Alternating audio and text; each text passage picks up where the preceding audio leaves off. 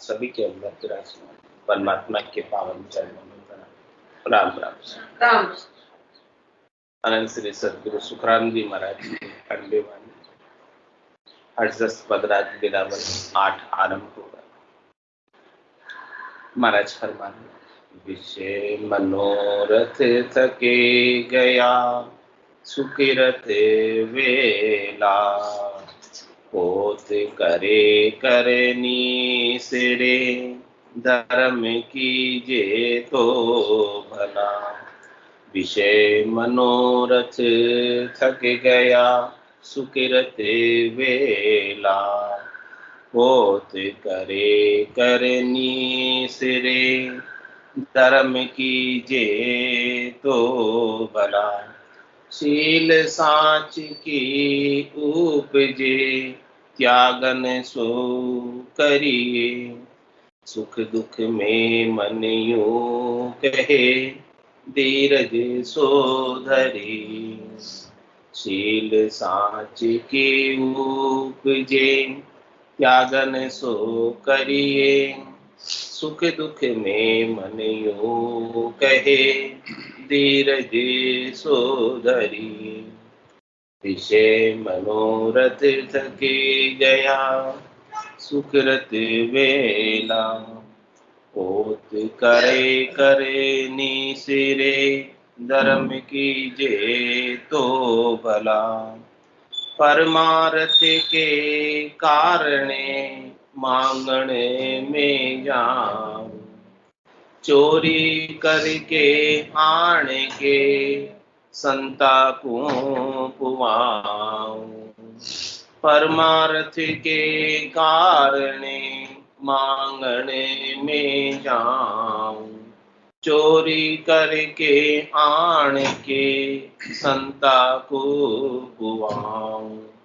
विषय मनोरथ थके गया सुकृत वेला, होत करे करनी सिरे धर्म कीजे तो भला।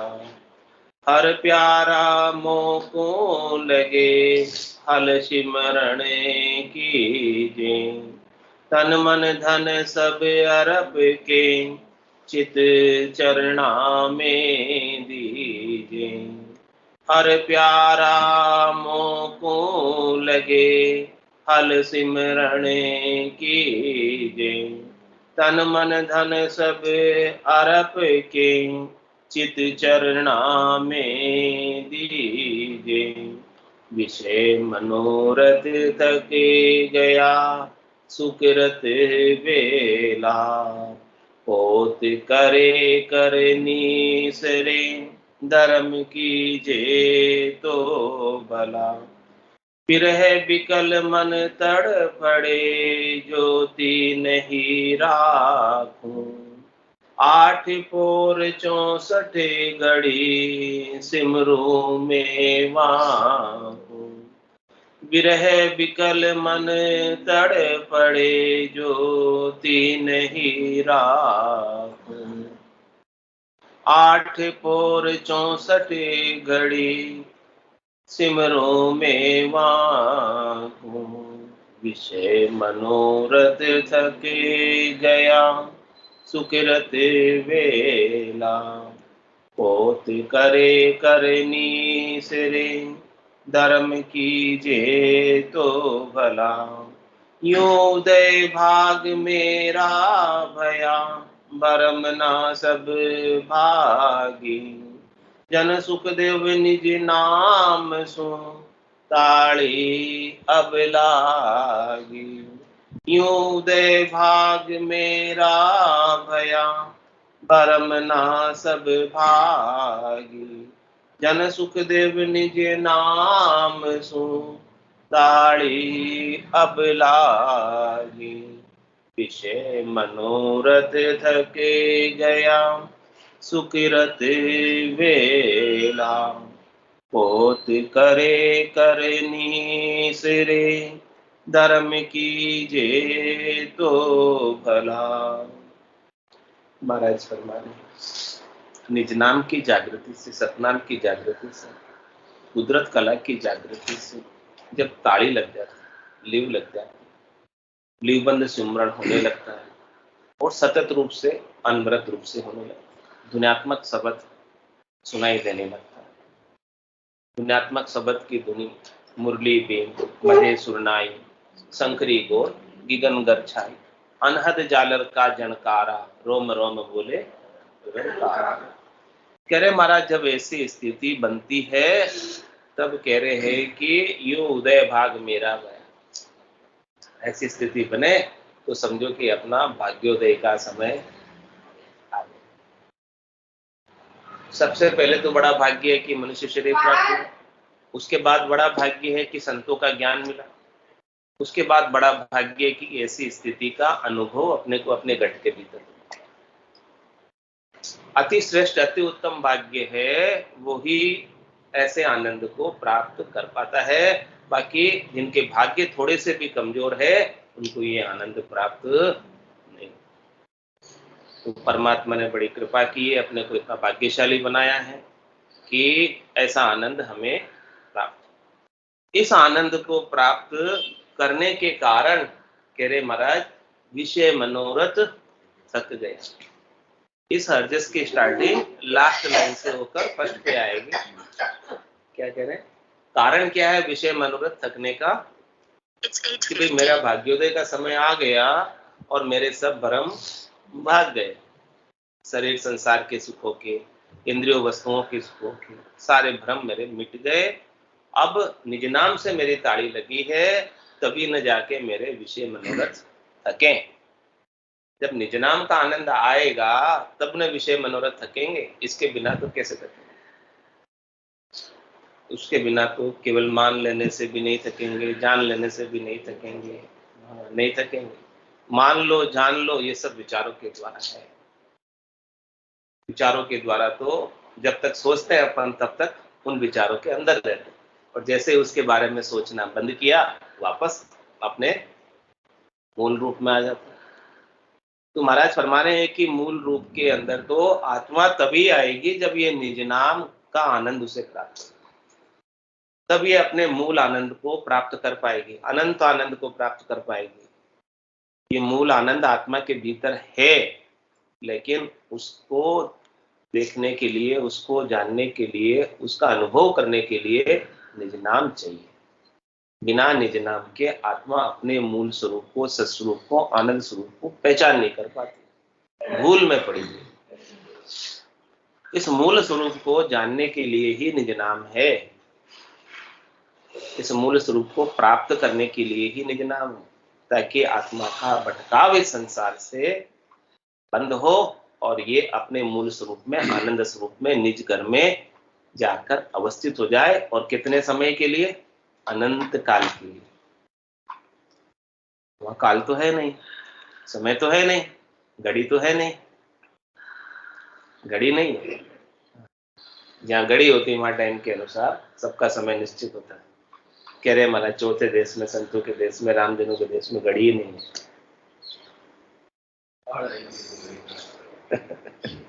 अरे कल हमारे बेहतर यानी में क्या कमला भाई बैठे महाराज कह रहे हैं विषय मनोरथ थक गया सुकृत वेला। जब ऐसे विषय मनोरथ थक गए तब महाराज फरमा रहे हैं कि अब हमारा सुकृत होगा। हमारा सुकृत की बात कर रहे हैं। हमारा सुकृत मतलब कल्याण, कल्याण इस आत्मा का ये व्यवहार में परिलक्षित हो, अनुभव में आएंगे आप। जो स्थिति पहले थी उसमें परिवर्तन आया कि नहीं आया? अपने अंदर सुधार दिख रहा है कि नहीं दिख रहा है? महाराज कह रहे, पूछ रहे कि निज नाम के प्रभाव से, सत्संग के प्रभाव से, ज्ञान के प्रभाव से, राम जी के नाम की सुमरण के प्रभाव से कुछ सुधार आया कि नहीं आया? कह रहे विषय मनोरथ थक गया सुकृत होने। अब कुछ सुकृत होने का समय आया, यानी अच्छा होने का, कुछ कल्याण होने का समय आया है। हमारे अब विषय मनोरथ थकते हुए दिख रहे हैं। अब हमारे को शब्द रूप रस गंध स्पर्श की आसक्ति कम होती जा रही और हमारे शुभ अशुभ की चाहना भी घटती जा रही है। अशुभ तो करते भी नहीं है और शुभ की चाहना भी। ये ज्ञान वैराग के लक्षण है जो प्रकट हो रहे हैं। ज्ञान वैराग यू जान पिंड ब्रह्मण सुन्यारा, श्वासों का नहीं काम जीव का कौन विचारा। सुनत मस्त हुई जाए ब्रह्म आपो छिटकावे, शुभ अशुभ की चाय निकट निकट नेड़ी नहीं आवे। चाहना समाप्त हो रही कि नहीं, देखो महाराज के सुख राम ज्ञान वैराग का ये लक्षण कहूं तो हद बेहद को जीत कर परम पद ले जो। हद और बेहद दोनों को जीतना है, तब जाके परम पद मिलेगा। न हद में उलझना है न बेहद में उलझना है, न माया में उलझना है न ब्रह्म में उलझना है। माया और ब्रह्म दोनों से अलग गुरुपद देश है, संतों का देश है, रामजनों का देश है, केवली भगवंतों का देश है, उसे प्राप्त करना है। तो महाराज कह रहे हैं कि हमारे तो विषय मनोरथ थक गए, अब हमें विषयों से सुख लेने की इच्छा नहीं है। शरीर संसार से, इंद्रियों वस्तुओं से, व्यक्तियों से, किसी से हमें कोई सुख नहीं चाहिए, क्योंकि ये सुख लेते लेते तो हमको जुग बीत गए, अनंत काल से लेते आ रहे हैं और आज दिन तक हम तृप्त नहीं हुए इन सुखों को भोगते भोगते। कौन से जन्म में सुख नहीं भोगे थे? कौन सा जन्म बिना सुखों के था? सब प्रकार के इंद्रियों के, पांचों इंद्रियों के सुख कौन से जन्म में नहीं लिए? सभी जन्मों में इंद्रियों के सुख लेते लेते इस योनि में आ गए। तो कह रहे महाराज, जब हमें सतगुरु का ज्ञान मिल गया, ऐसा अद्भुत विलक्षण आत्मा का आनंद मिल गया, तो हमने पर से जो सुख मान रखा था वो सुख का भ्रम मिट गया। वो सुख की जो भ्रमणा थी वो भ्रमणा मिट गई जब हमको स्वयं का आनंद प्राप्त हुआ। जब तक स्वयं का आनंद प्राप्त नहीं होता है तब तक पर से सुख लेने की इच्छा रखते हैं। तो पर से सुख लेने की इच्छा हमारी अब भ्रमणा थी, वो मिट गई। विषय मनोरथ थक गया, सुकृत होला। अब महाराज का निश्चित रूप से हमारा कल्याण होने का समय आ गया। ऐसी स्थिति बन रही है तो क्या कह रहे, कल्याण होने का समय आ गया। और करे पोत करे कर नीसरे, धर्म कीजिए तो भला। ऐसा महाराज कह रहे हैं कि आपको निकलना है इस संसार सागर से, भव सागर से। तो कैसे निकलोगे? पोत में, जहाज में। पोत बुक कर लो, जहाज बुक कर लो। पोत किसको कहते हैं? जहाज को। पोत जलयान। हाँ, तो संसार भी सागर है और इससे निकलने के लिए क्या चाहिए? पोत, जहाज। जहाज चाहिए। पोत करे कर नीसरे, जहाज। आपको निकलने के लिए पोत चाहिए। तो पोत क्या है? ऊंडा ऊंडा नीर, अथंक जल भरिया, पकड़ो नहीं हाथ हमारो। कोई हाथ पकड़कर पोत पे बिठा दे, जहाज पे बिठा दे, राम नाम रूपी ये जहाज से पार लग जाओगे। और जब तक जहाज पे नहीं बैठोगे तब तक तो डूबा डूबा डूबा था दे माय, नहींतर डूबा था। हमारा सतगुरु कालिया आए, नहींतर डूबा था। डूब ही रहे थे और डूबे ही रहे, बार बार डूब रहे। लख 84 भुगतर आए हो, कितने 84 बार, कितने लाखों बार डूबे इस देह में, इस संसार सागर में। लेकिन अब सतगुरु ने हमें वहां पकड़कर पोत पे बिठा दिया। पोत करे करनी से निकल गए, पोत करके, जहाज करके, राम नाम रूपी। और निकलकर धर्म कीजिए तो भला। कौन सा धर्म? आत्म कल्याण का, तत्व ज्ञान को प्राप्त करने का। वो धर्म किया, उसी में हमारी भलाई हुई। बाकी तो हमारी भलाई कहीं दिख नहीं रही। बाकी तो हमें कुछ पता नहीं था। सदगुरु ने ऐसे आत्म कल्याण का धर्म बताया जिससे हमारा भला हो गया। वो दिन भला होगा जा दिन मेहर भई सतगुरु की, सता उदय घट हुई। तादिन तिथि लिखी केवल की, ताम में कसर न कोई। अरे वो दिन बड़ा भला था। जिस दिन सदगुरु की मेहर हो गई, कृपा हो गई, दया हो गई और हमारे गट के भीतर सदगुरु की अगाध सत्ता जागृत हो गई। सदगुरु ने ऐसे हमें जिहाज पर, पोत पर बिठा दिया इस भवसागर से बाहर निकालने के लिए। पोत करे कर निसरे और धर्म कीजिए तो भला। ऐसे आत्म कल्याण का धर्म करोगे, उसी में आपकी आत्मा की भलाई है, इसी में आपकी आत्मा का कल्याण है, इसी में आत्मा अपने अनंत आनंद में समा सकती है, अनंत आनंद को प्राप्त कर सकती है। जो बिसर रही है उसे, जो अपने अनंत आनंद को भूल रही है, उस अनंत आनंद को प्राप्त कर सकती है, अनंत आनंद का अनुभव कर सकती है। और क्या कह रहे हैं महाराज, शील साच की उपजे त्यागन सो करिए। अब निज नाम की जागृति से आनंद इतना आ रहा है कि हमें स्वतः ही शील का बोध हो रहा है, स्वतः ही साच का बोध हो रहा है। शील और साच पर अब हम स्वतः ही चलना चाहते हैं। निज नाम के माध्यम से निज नाम चला रहा है। शील धारण करने की आवश्यकता नहीं है, साच को धारण करने की आवश्यकता नहीं है। स्वतः ही निज नाम से शील और साच आ गया, उनके संग ही आता है। शील, साच, संतोष सब चीजें निज नाम के संग स्वतः आती। दया सब भाव स्वतः प्रकट होते, निज नाम के संग आते।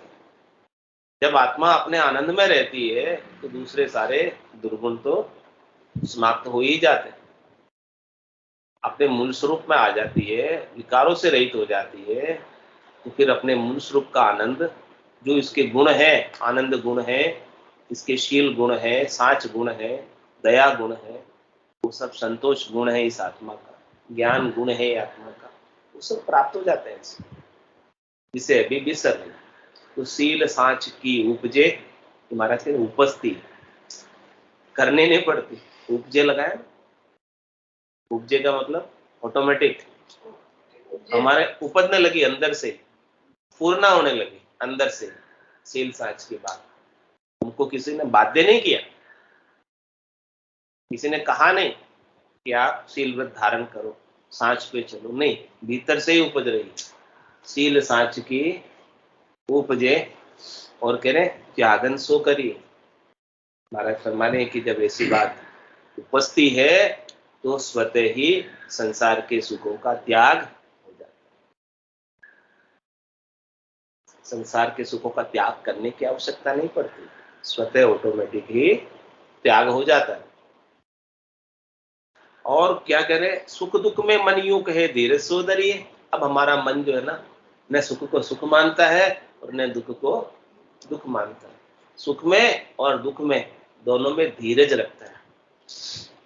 कहते हैं कि सुख भी संसार के हैं और दुख भी संसार के हैं। न तो सुख मुझे कुछ दे सकते हैं और नहीं दुख मेरे से कुछ ले सकते।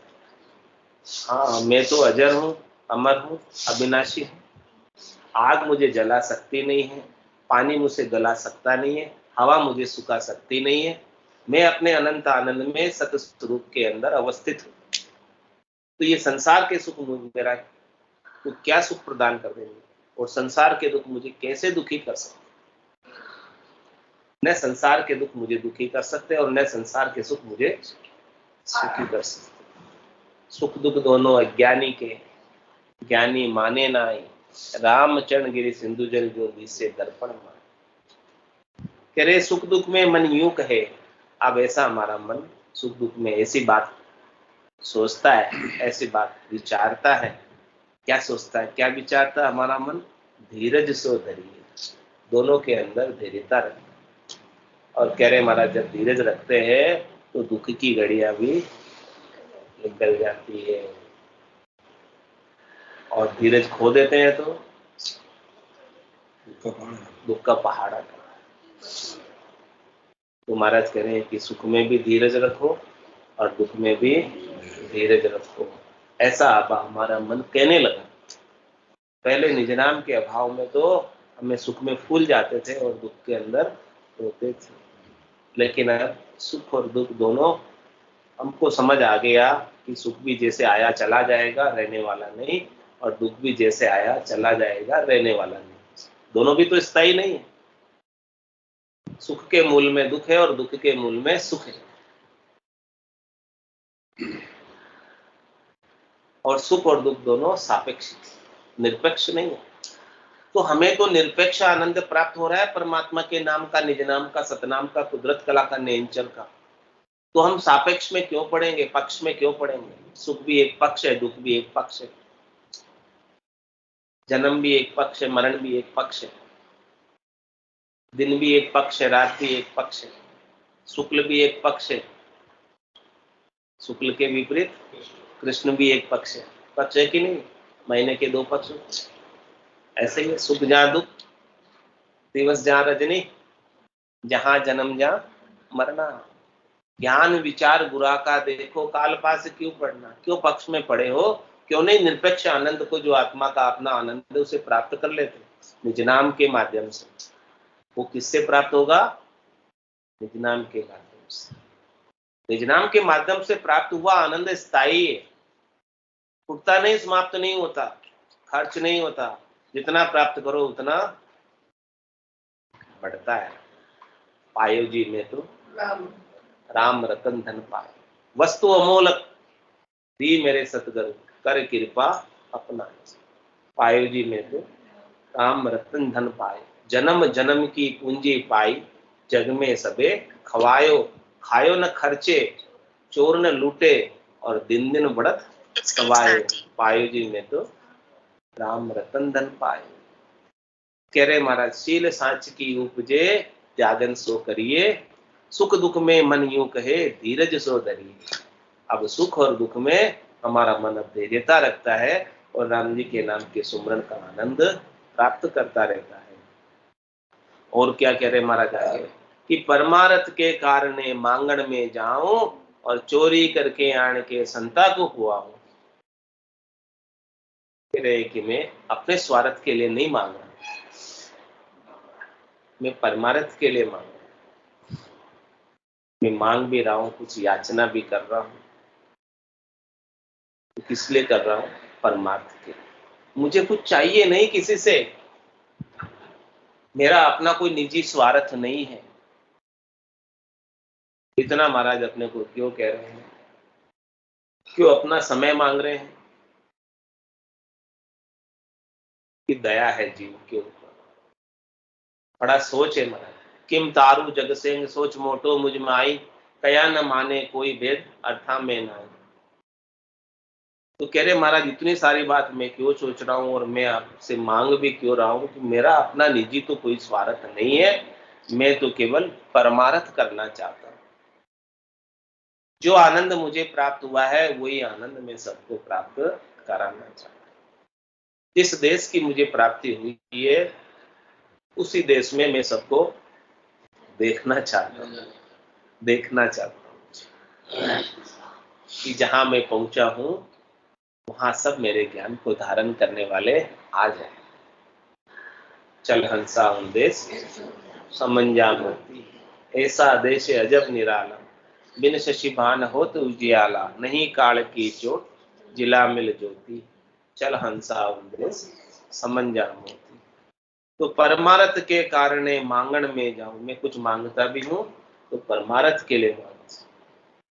मैं आपसे कोई अनजल की भी याचना करता हूं, वो भी परमार्थ की। मैं अंजल लेकर बदले में आपको क्या दूंगा ये तो बताओ। अद्भुत विलक्षण ज्ञान बेशकीमती, जिसके लिए आप करोड़ों खर्च करो। मैं बचूंगा, तो आपको ज्ञान, हाँ भाई, मैं आपको संसार का अंजल भी मांगूंगा यदि, तो वो भी मेरा अंजल भी परमार्थ के लिए, मेरे स्वार्थ के लिए नहीं है। वो अंजल परमार्थ के कारणे, मेरा निजी कोई स्वार्थ नहीं है। मांगण में जाऊं और चोरी करके आने के संता को, और जो संत सदगुरु केवली भगवंत है उनके लिए मुझे चोरी भी करनी पड़े तो उनके अंजल की व्यवस्था वो भी मैं करने को तैयार हूं, क्योंकि बदले में उनसे मुझे अद्भुत विलक्षण ज्ञान प्राप्त हो रहा है। मैं उसे चोरी को भी दोष नहीं मानता। चोरी दोष है कि नहीं? चोरी दोष है, लेकिन क्या कह रहे महाराज, यदि संतों को अनजल की व्यवस्था करनी हो और नहीं हो रही हो तो चोरी करके भी कर सकते हो। वो भी दोष नहीं है। संतों के लिए अंजल की व्यवस्था, संत सदगुरु केवली भगवंतों के लिए व्यवस्था करने में कोई दोष नहीं,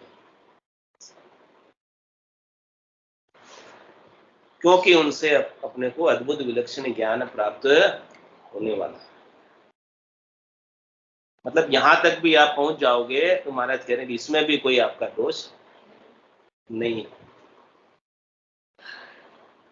तो फिर आपके पास है तो करना ही चाहिए ना, नहीं है तो भी कह रहे हैं कि चोरी करके लाके भी कर सकते। किसी आतताई से बचाने के लिए अगर झूठ भी बोलना पड़ेगा नहीं है। और कह रहे महाराज, हर प्यारा मोकू लगे हल सिमरण कीजिए, तन मन धन सब अरब के चित चरना में दीजिए। हर प्यारा मोकू लगे हल सिमरन कीजिए। कह रहे अब मुझे तो हरि ही प्यारे लगते हैं, परमात्मा ही प्यारे लगते हैं, राम जी ही प्यारे लगते हैं, मेरे स्नेही स्वजन सब कुछ राम जी है, मेरे माता राम जी, पिता राम जी, सब राम जी है, राम जी के सिवाय अब और कुछ है नहीं। हर प्यारा मोकू लगे हल सिमरन कीजिए। अब हम बेगा बेग सिमरन में ही लगे रहते हैं, सिमरन के सिवाय अब दूसरी और कोई चीज इस संसार की सुहाग थी।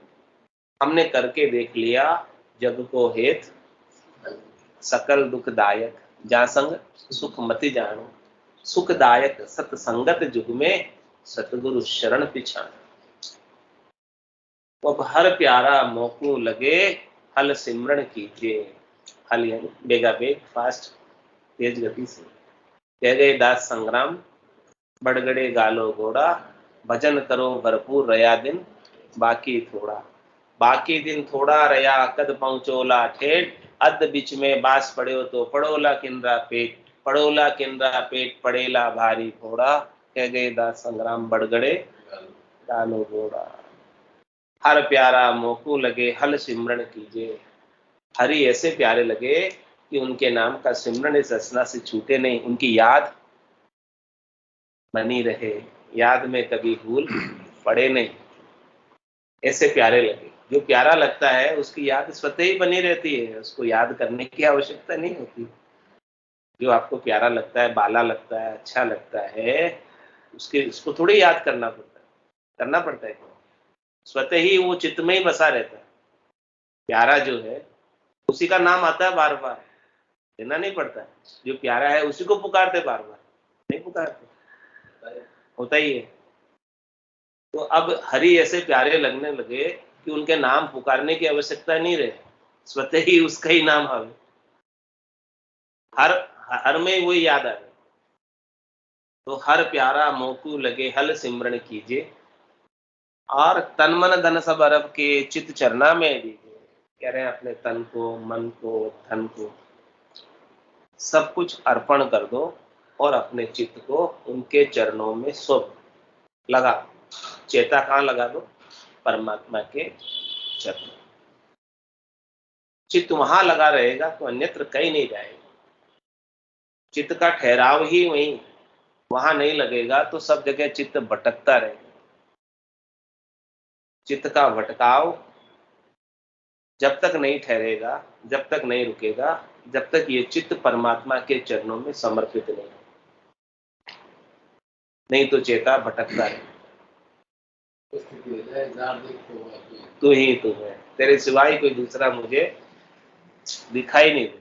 यही आरती, यही पूजा, राम बिना दर से नहीं दूजा। तो हर प्यारा मोकू लगे हल सिमरन कीजिए, तन मन धन सब अरप के चित चरना दी। तन को भजन में लगा दो, मन को भजन में लगा दो, और श्वासा रूपी पूंजी धन को भी भजन में, उनके नाम के सुमरण में लगा दो। तो ये सब कुछ समर्पण हो गया, शरणागति हो गई। सब कुछ समर्पित करके शरणागत होकर परमात्मा के चरणों में अपना चित्त भी समर्पित हो जाए। अपने चित्त में दूसरी और कोई बात परमात्मा के सिवाय आए ही नहीं, दूसरा कोई विचार आए ही नहीं, दूसरा कोई विकल्प भी उपलब्ध नहीं हो, दूसरा कोई संकल्प भी उपलब्ध नहीं सिवाय परमात्मा के। बिरह बिकल मन तड़फड़े, जो तीनों ही राखों, 8 पोर 64 घड़ी सिमरू में। क्या कह रहे महाराज कि बिरह बिकल मन तड़फड़े जो तीनों ही राखो। तीन क्या?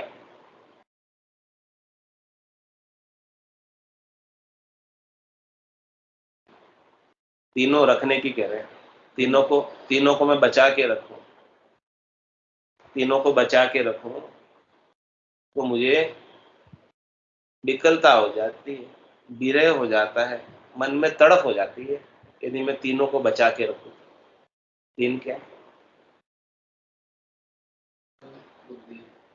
नहीं, तन मन धन, तीनों जो महाराज ने ऊपर की साख में बताई थी कि मैं तीनों सब कुछ और सर्वस्व अर्पण कर देता, उसमें से कुछ भी बचा के नहीं रखता। अपन क्या करते? सर्वस्व समर्पित नहीं करते, बचा के रखते हैं।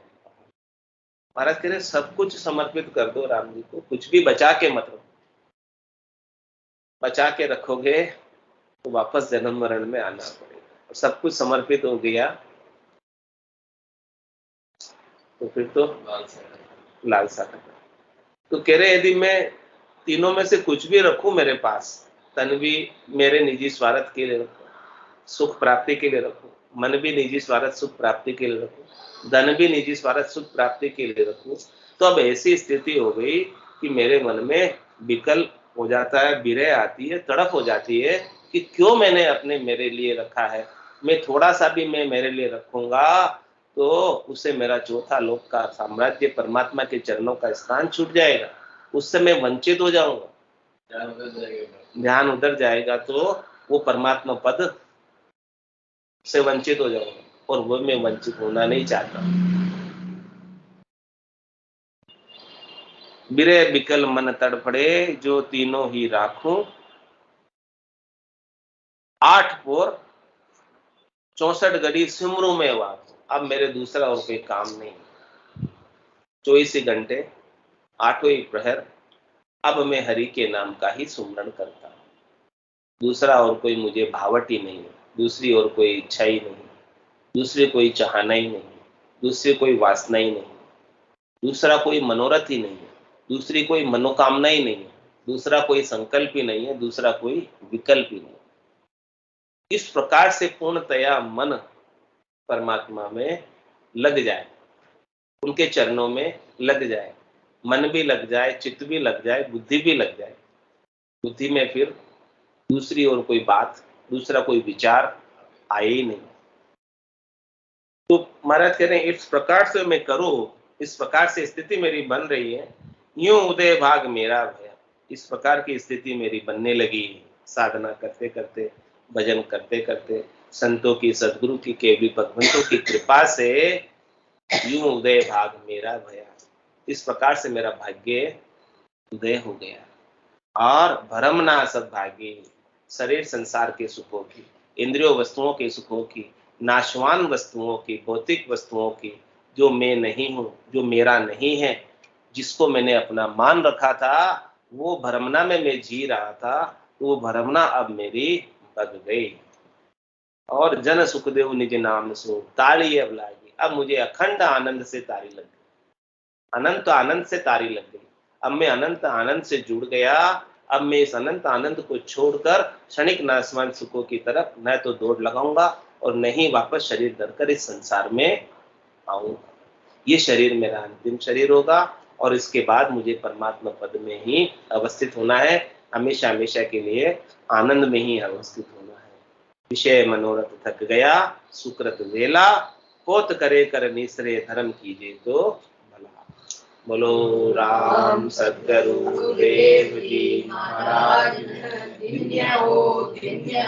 परम दयाल सद्गुरु सुखराम जी महाराज, धन्य हो आनंद श्री सद्गुरु सुखराम जी महाराज के ज्ञान स्वरूप भगवान, धन्य हो केवली भगवंतान, धन्य हो जीवा तारण जान, धन्य हो मोक्ष के मार्ग में, धन्य हो अनंत कोटि संतान, धन्य हो राम सदा सदा में राम राम राम राम सा सब संतान ने सत्संग ने राम राम राम